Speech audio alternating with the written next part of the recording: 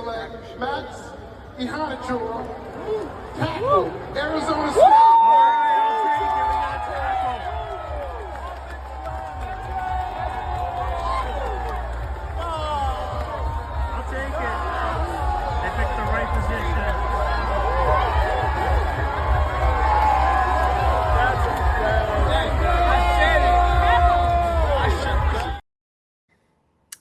You know, we could have had Makai Lemon. We could have.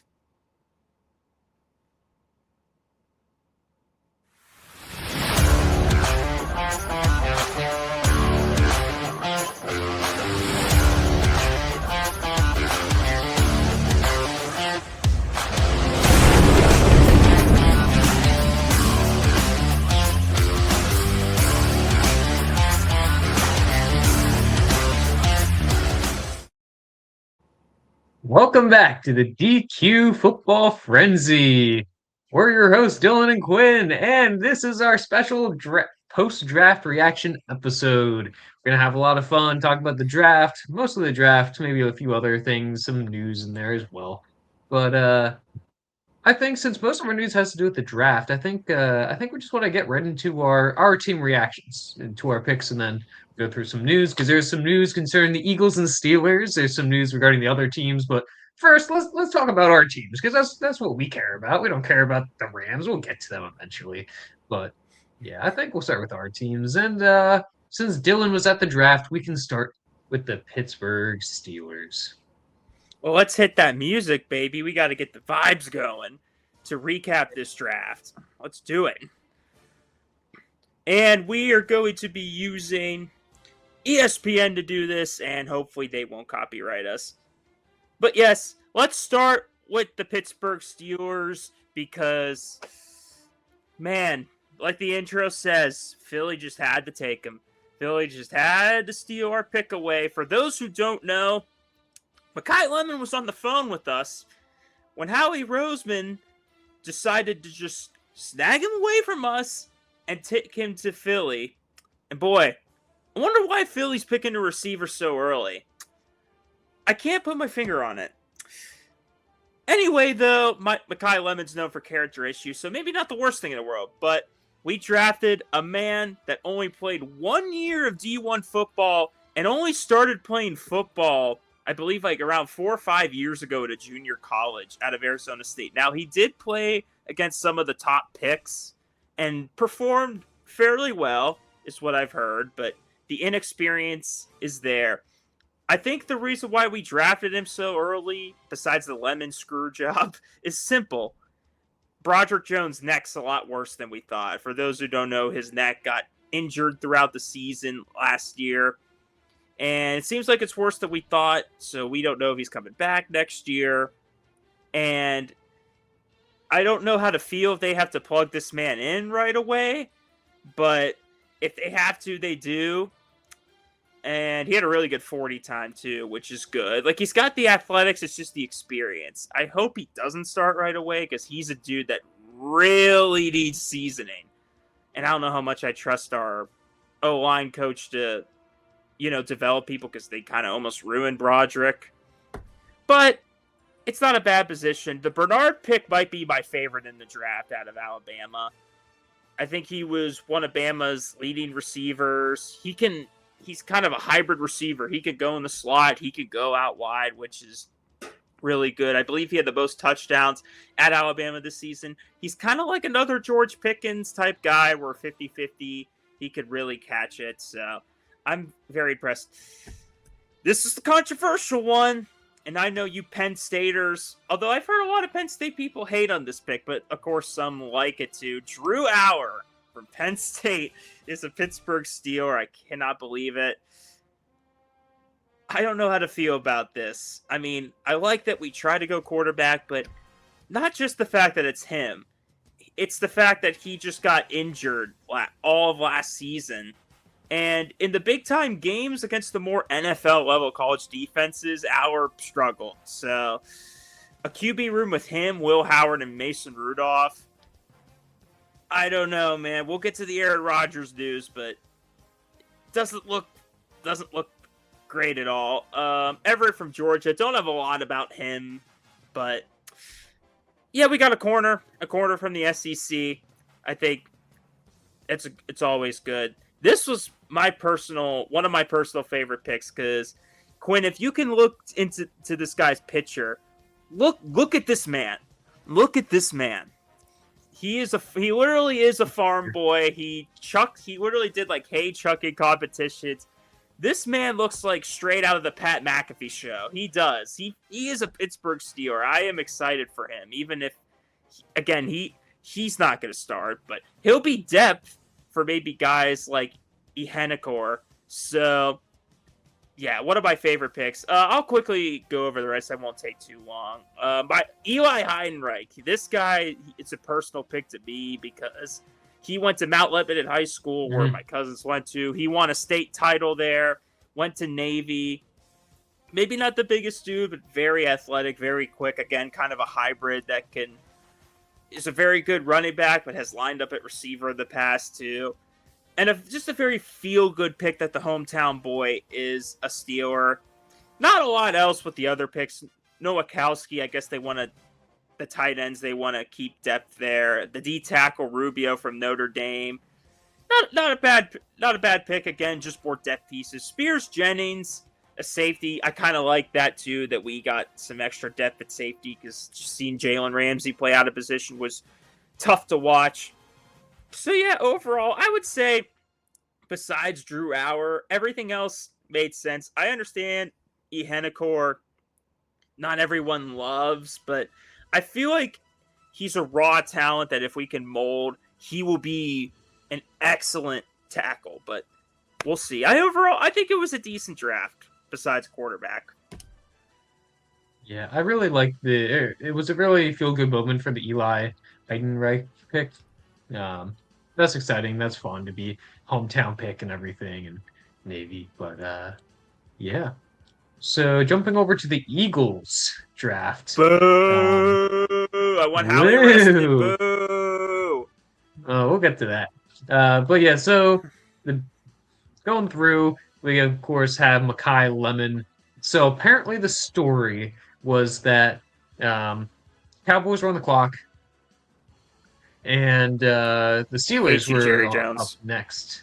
And so, as we all know, the Steelers' new head coach, Mike McCarthy, was the Cowboys' head coach. And he apparently brought over a lot of people over from Dallas to Pittsburgh. And apparently, some source notified the Cowboys the Steelers were interested in Mekhi Lemon and taking him.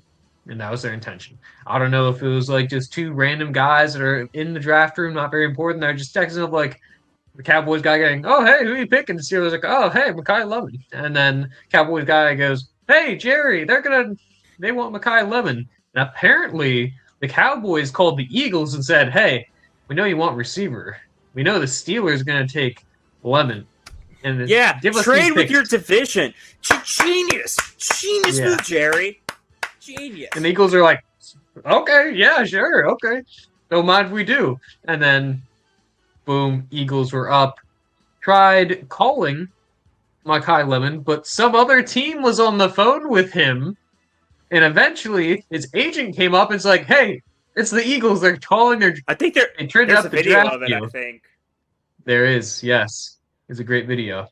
And then he's like, "Oh," because he saw a Philly area code, and then hung up on the Steelers, picked up, and got drafted by the Eagles. So, should be a great pick. I mean, he's great like over the middle, which everyone points out Hurts doesn't throw over the middle a lot, but there's a whole new offensive system, all new kind of West Coast style offense. So we'll see how things change up, but definitely exciting. One of the top 3 receivers in the draft. Definitely fell a little bit because of, well, a lot of different things, and you know how the draft shakes up. But I'm more than happy to get Lemon here. And like I've been talking with my coworker about, when life gives you lemons, trade AJ Brown. Apparently my camera. Watch that video. We just posted it a couple hours ago as we recorded.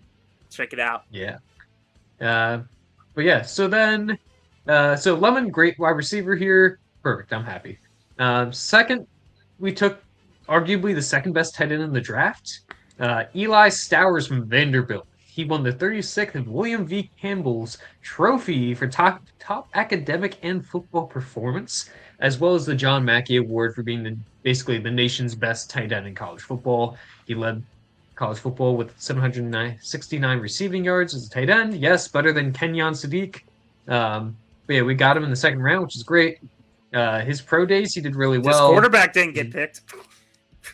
No, but he got a 3-year contract with the Ravens afterwards, which is crazy. But yeah, so he's one of two tight ends with production and athleticism score, which is pretty good. Yeah, Lamar, but yeah, Eli Stowers scored in the 99th percentile for broad jump, set a record at combine, and 99% in the vertical, as well as 96th percentile in the 40-yard dash, which is all really impressive. Physical guy. Basically an oversized wide receiver. He has the wide receiver ball handling skills. He catches like everything. He's talented. He has wide receiver ability to run after the catch, and he'll be a matchup nightmare with size and ability for safeties and linebackers into the field. He does need to work on his blocking though, but he gets a year with Goddard. And the Eagles saga continues, having lead tight end, new guy come in, new guy learns under tight ends, takes over. So hopefully we'll mold him. He can learn some more blocking. We have other blocking tight ends blocking, but yeah, should be exciting to watch him come up and develop. Next up, though, we have Markel Bell. Markel Bell, he's a big man. He's like Jordan Davis, but for the offense. 6'9", offensive tackle from Miami. He's the tallest tackle in the past 10 years of NFL drafts. 10 years. Insane. Eagles are like, we want the biggest, baddest man. It's so bad. Biggest, baddest. Put him in there. So he'll be developing behind the other guys. It's great, though, because he has a lot of guys to learn from with Lane Johnson, Mailata. Perfect time for him. Johnson might retire next year, so this could be the perfect opportunity for him. He allowed no sacks for 440 pass blocking snaps in Miami against good competition. I mean, Miami just lost the championship to Indiana, so it's not like he was paying some chumps out from Iowa United University or something. I don't know. But impressive. He has great potential. A little bit of a project guy, but for a third round value, pretty good. Stoutland is gone, but his system's still in place, so it's exciting. Speaking of exciting and interesting, we took Cole Payton, a quarterback. Jalen's done. He's done. He's done. Same college as Carson Wentz and Trey Lance, which is kind of funny. So, but yeah, he's 6'3". He's a dual threat guy. He had 2,700 plus pass yards, 777 rushing yards, and 13 touchdowns on the ground. He ran a pretty good, a very good 40-yard dash time, 4.56 for quarterback, and the size. He's kind of like a Taysom Hill type of quarterback, big arm, got some Josh Allen comparisons, but I think this definitely shows we're going to trade Tanner McKee. You're going to try and trade him to try and get some good value because we like him, but he has value and teams will need him, especially with injuries during the season. So I'm sure he'll be behind Andy Dalton as quarterback 3 once we trade McKee. But got some promise. Could be interesting in the offensive scheme, especially this new offense. So we'll see. Micah Morris, he's just guard from Georgia. He's 6'5", pretty strong. Dropped in the draft because of some character issues with effort on the field. Hopefully your line. A Georgia player with character issues? When have I heard that? Crazy, yeah. From both our Apparently teams. I've never heard that before. But yeah, apparently he's a rare blend of intelligence, power, and movement talent, but needs to work and develop himself. We also got Cole Wisniewski, 6'3". He's got 8 picks in the FCS 3 years ago. He's not a starting safety, but special teams, and he can learn behind with Fangio. He did not play in 2024, so that's why he fell. Many Eagles fans were hoping for a safety earlier in the draft, but we have Marcus Epps as our second safety right now. So there wasn't a lot of them. That's the thing. But wasn't a lot of safeties out there. It was a pretty. Yeah, they got picked up fast because it was a good safety draft, and teams went, "Oh, gimme!" So I don't know. Arguably, the most interesting pick. This is hilarious. Bernard. Who? There's not even a picture of this man. Yeah, international player pathway. He's from Nigeria. He played some basketball, but he never played football before. He started watching some time ago, and I think he watched Aaron Donald and Myles Garrett, but he had really similar numbers at online to Myles Garrett, which is but he never played football. He grew up farming in Nigeria, played some basketball when he turned 16. He's Another 6'4", 6% body fat, which is absolutely insane. Yeah. He had great pro day numbers, a 4.63 40-yard dash, fastest than most tight end and linebackers. And he's a defensive tackle that weighs like 350 pounds. That's crazy. He has a 39-inch vertical, 10-inch broad jump. That broad jump is a foot higher than any defensive tackles recorded at the NFL Combine. And he got a perfect 10.0 relative athletic score, which is crazy. My God. Now, he hasn't played football, so we're going to have to see if That's we can mold the thing. him. But he's like athletic as heck. He's just, does he know anything about the game? yeah. I'm sure we can teach him. He's not going to start anytime soon. But like 3-4 years learning, definitely worth the risk to me. I mean, very impressive. When the Eagles called him and picked him, he's like, "I'll walk there. I'll walk over to Philly." That's how much it meant. And Harry's like, "No, I'll get you a plane, man." But great. He seems like a great guy. Excited to see what happens there. Of course, that'll be a few years, but and then last pick, Keyshawn James Newby. He's a pass rusher and edge. He's a little undersized, plays bigger than he is, but he fell down for a reason. He has power and length can get the better of him. His rush kind of lacks variety. He gets a good get off, smart angles. So he's a decent 7th-round pick, I think. And then the draft night trade, which is very fun. We traded for Jonathan Grenard from the Vikings. We traded 2 third-round picks for him, which is insane. And he now has a 4-year, $100 million deal with the Eagles, including $60 million in new money, $50 million guaranteed, and a cap hit this year of $6.278 million. Insane. But we gave him a contract extension, but yeah, 3rd-round picks for this year and next, one from this year, one from next year. He had 12 sacks the past 2 and 3 years ago. Last year only had 3. But he's absolutely disruptive, one of the better pass rushers out there right now. So definitely exciting to see him come in here, kind of be our premier edge rusher right now, and very exciting. Almost like drafting a guy, but yeah, overall, I'd say the Eagles had one of the better drafts. I mean, different websites say different things, but I believe CBS and ESPN both liked the Eagles draft, but yeah. A lot to go through, but exciting. Oh, yeah. A lot to go through. But I think it's time to talk about the obvious, the big time WTF moment. Pulling them up now.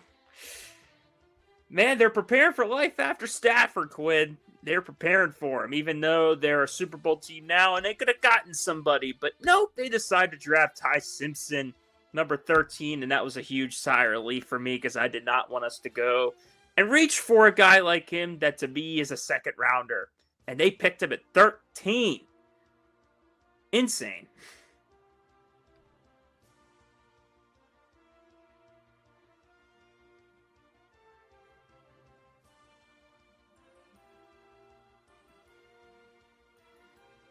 Oh, no. You're back. I'm back. All right, yes. React to Simpson. What was that? Yeah.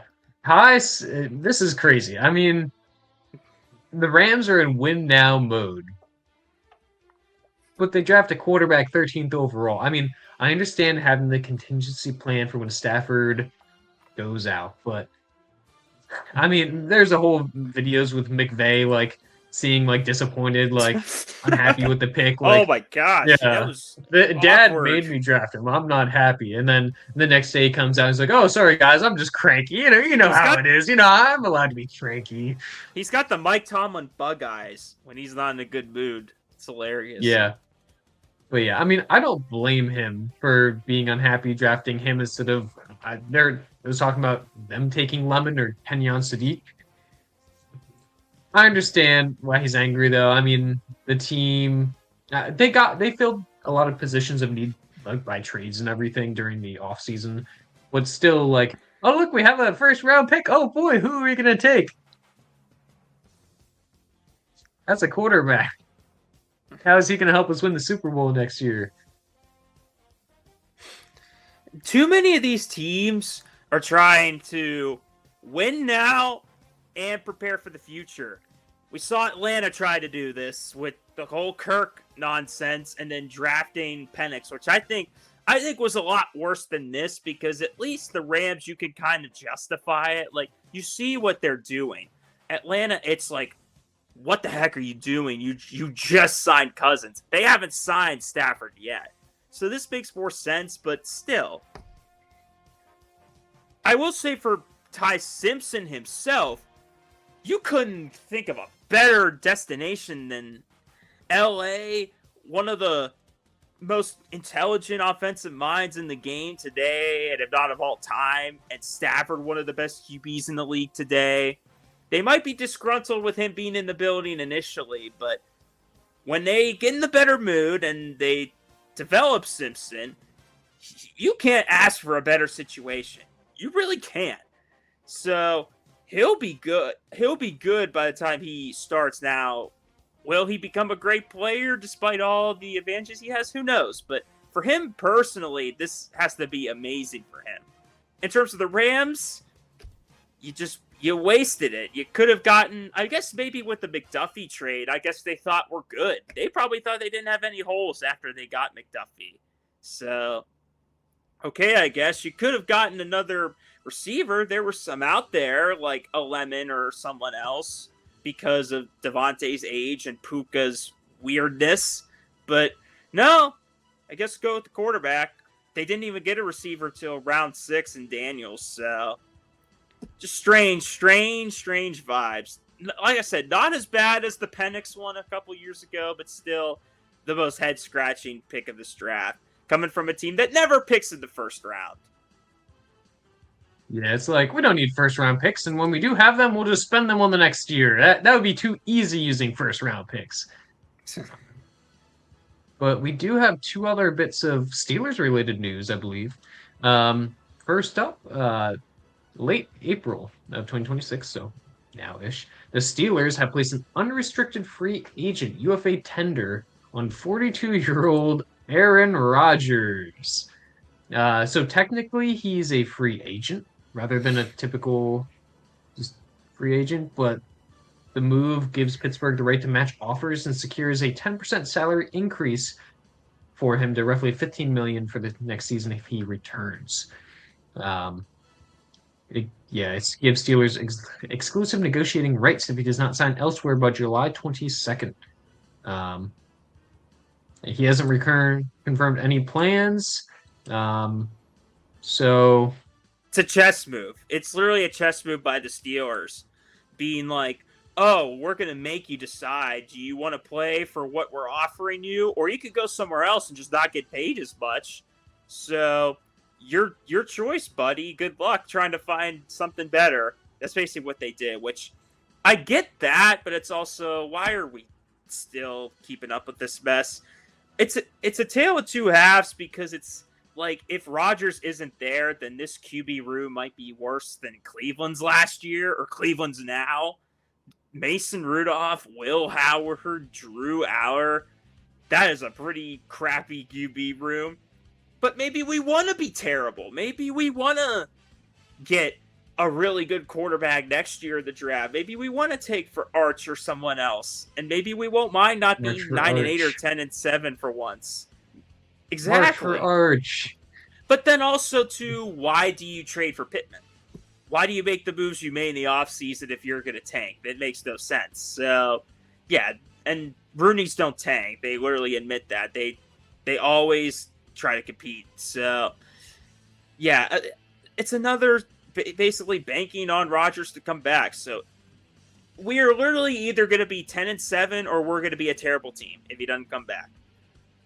That's the ceiling, that's the floor. So I'm not looking forward to this season that much. The Steelers apparently Mike McCarthy is in contact with him, of course, and the team is optimistic about his return. They can keep Um, throwing that BS all they want until I hear Aaron say he's coming back. yeah. On the other hand, some other Steelers news, right up to the relating the draft, the Steelers are being investigated about a potential tampering incident because they were on the phone with Lemon while the Eagles were trying to reach him, um, potentially violating draft day communication rules. They're going to evaluate Did they? everything. Because was Dallas really going to pick a receiver? Well, because the Eagles got the trade, that's why would be tampering because the Eagles couldn't reach Lemon when they're trying to call him. Apparently, they spent like 3 minutes trying to get a hold of him because he was on the phone with the Steelers who weren't picking yet. So Oh, gosh. interesting. I mean, it's already kind of a lot of people are saying like embarrassing situation for Pittsburgh. Oh, we have the draft at home. And then they couldn't draft the guy they wanted, and then it was a whole weird situation. But we'll see how that goes. On the bright side, um, this draft had the biggest attendance. I believe it's a record attendance. I Over believe 800,000 yeah, for 3 days. That's insane. all-time attendance record. Pretty It impressive. helps that it was spread out. It wasn't all in just the stadium. There was the park as well where you could go across the river, and there were NFL events. That's where the red carpet was at Point State Park, and bars and restaurants and fun stuff to do. And then you walk over towards the state. You could watch inside the stadium. We couldn't get in, unfortunately, because it was at max capacity. It was better off anyways, because we got to sit at a big screen by the stadium. And it was a good time. It was fun.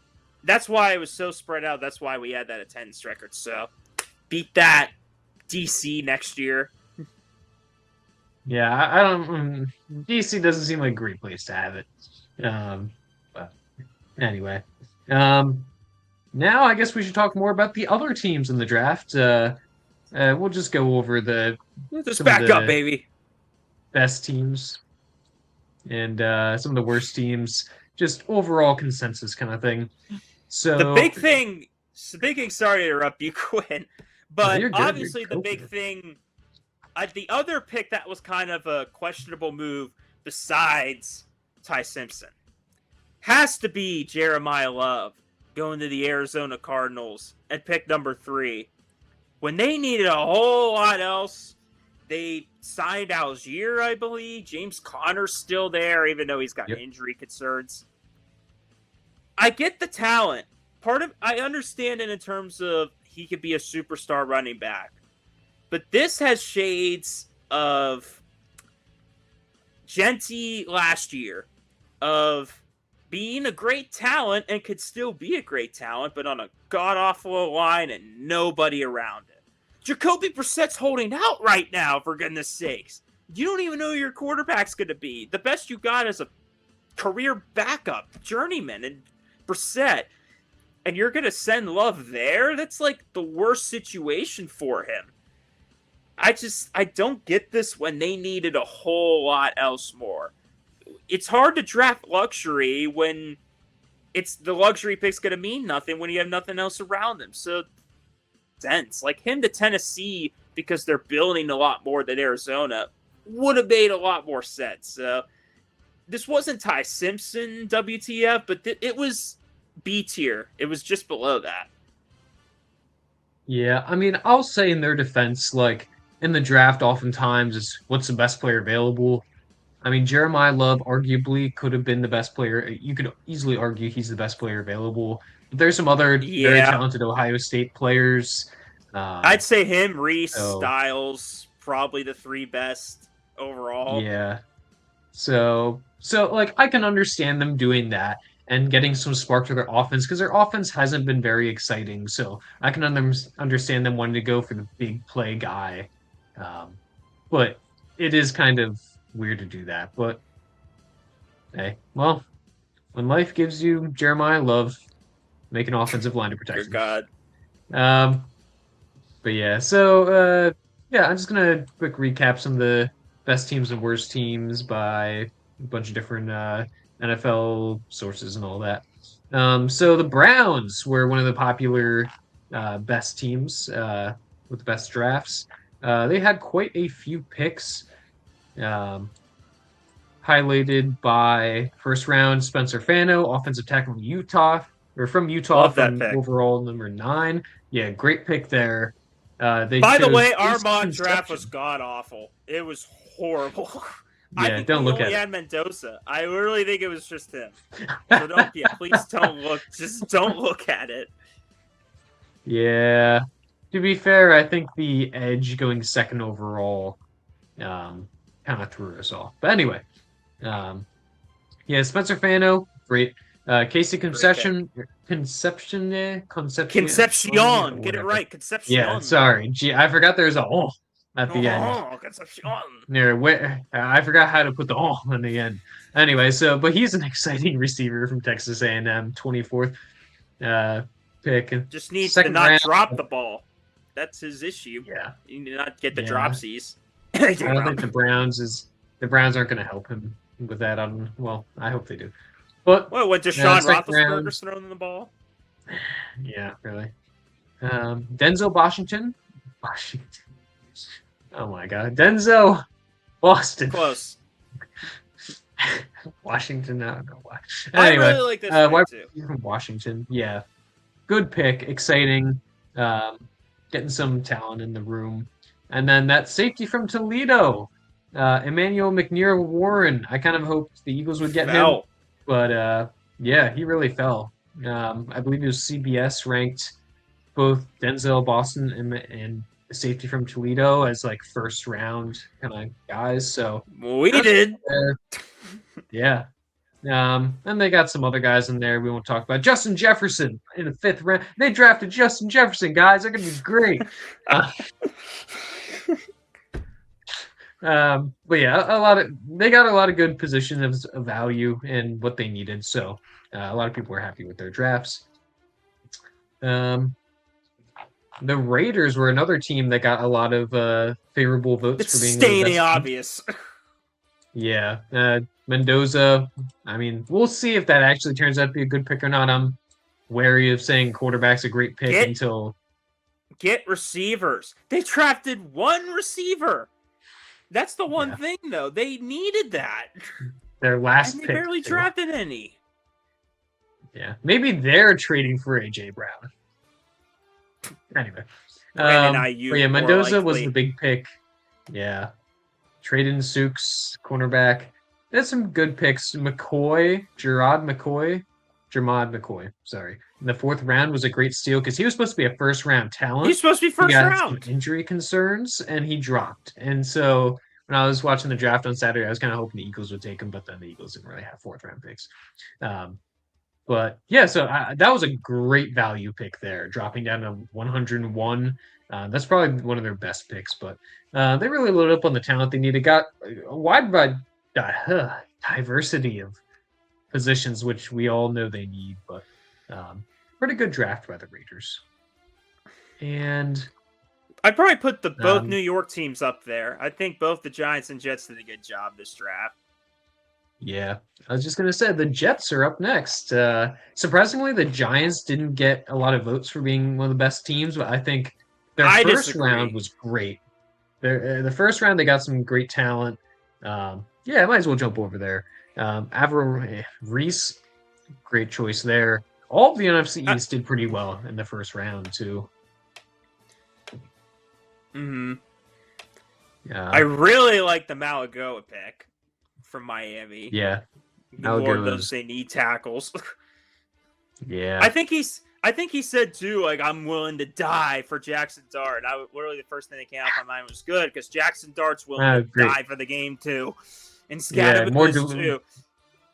Need more delusional players on the Giants? No, we don't need more crazy hard-headed people.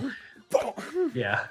They're gonna have half the team have concussions, which God. Anyway, Colton Hood was a pretty good pick there as well. He fell down a little bit, but yeah, Giants had a good draft, but apparently not according to the experts. They stink. Well, you know who doesn't stink? The Jets. They also got a consensus great draft. David Bailey from the edge of Texas Tech. Some were saying he was a little early. Others said it's fine. It makes sense. I think it's because he's more like the ESPN says polished, maybe more like NFL. Not NFL ready because both of them are, but yeah. Potential defensive player of the year or rookie of the year. Sorry, we'll see. Kenyon Sadiq. I wanted Sadiq. I wanted him. Damn it. Arguably best tight end in the class. Definitely exciting. Although a little questionable because it's like, why are the Jets taking tight end? They don't really have a quarterback. Who's gonna have everything else? Yeah. And then they took a wide receiver at 30. 3 first-round picks is crazy. But Omar Cooper Jr., wide receiver out of Indiana. Omar Cooper was a good wide receiver. He wasn't quite the top tier of Lemon, Tate, and I think it's Arizona State guy. I forget his name. He's dead to me because he's not on the Eagles. Not the fastest. Great catcher. Yeah. Not the quickest guy. Yeah. Then the other guys kind of fall out through. Those were like the big guys here. They did take a quarterback from Clemson in the 4th round. CBS has that guy mocked in the 5th round, so a little definitely reach on there. He was picked 110. CBS mocked 199. So that's probably a reach, but they got to guard those mocked pretty favorably. But I gotta give, well. I bet you'll bring it up just for one pick, but Tampa Bay. I think they might have gotten to steal the draft. I really do. To let Bane fall that hard just because of small arms or whatever and concerns. Car crashes, that's true. But I really think that Bane's going to feast in the darkness.